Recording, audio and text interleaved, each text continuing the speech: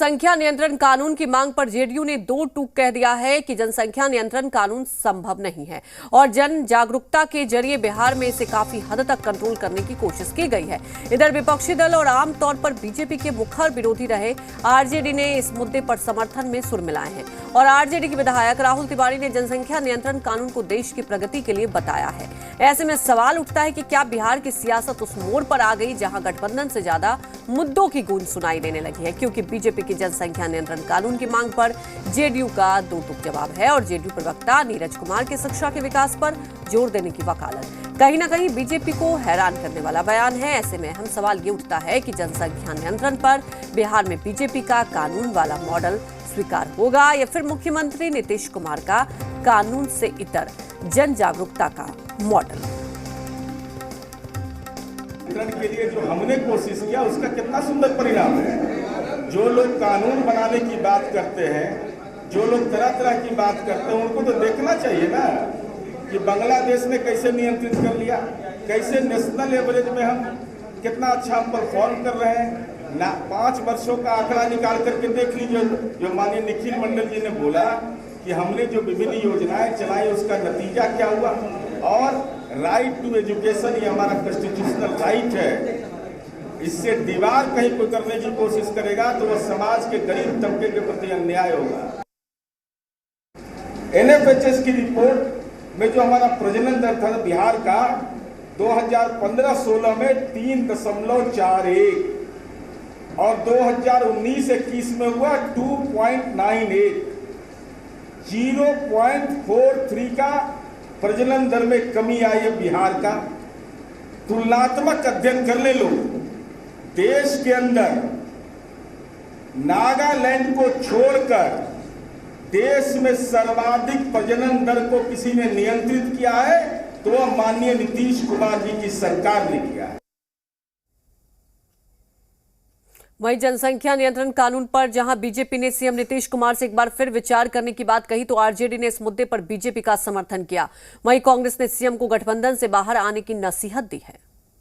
संख्या नियंत्रण केवल बिहार नहीं पूरे देश की समस्या है और भारतीय जनता पार्टी नहीं भारत के लोग आवाज़ उठा रहे हैं और निश्चित रूप से बिहार भी बहुत बड़ा राज्य है और जनसंख्या के दबाव में है। तो आने वाले समय में निश्चित रूप से मुख्यमंत्री जी बिहार का भला चाहते हैं और चाहेंगे तो निश्चित रूप से उनको फिर से इस पर विचार करना पड़ेगा। नहीं तो जनसंख्या नियंत्रण करना तो एकदम ज़रूरी है और ज़रूरी कदम है, क्योंकि जनसंख्या नियंत्रण नहीं होने के कारण अन्य समस्या, बेरोजगारी की समस्या और जो भी समस्या देश में चल रही है तो इसका कारण जनसंख्या ही है और पूरे मुल्क में लोग इसका नियंत्रण करने का अपने अपने यहाँ नियम बनाए हुए हैं। बिहार ही नहीं देश के कई राज्य जनसंख्या नियंत्रण से औसत से भी कम है। कुछ राज्य जनसंख्या नियंत्रण से ज़्यादा है, कुछ राज्य।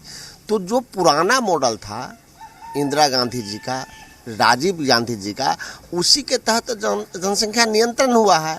अगर नीतीश जी राजीव गांधी जी के और इंदिरा गांधी जी के मॉडल से ही संतुष्ट हैं तो ये बात प्रधानमंत्री से क्यों नहीं करते हैं?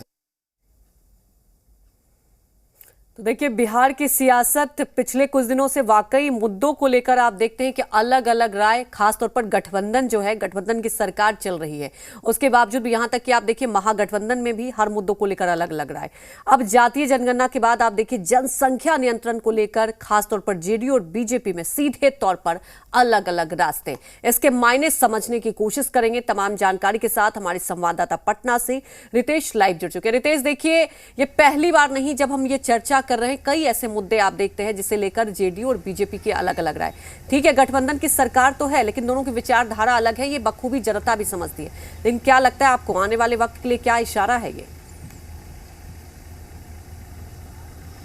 अब बिल्कुल सही कहा अंजलि आपने कि बिहार में अगर गठबंधन की, एनडीए गठबंधन की बात करें, महागठबंधन की बात करें, कभी भी गठबंधन के जो सहयोगी दल हैं वो एक राय एक स्वर नहीं निकलता है।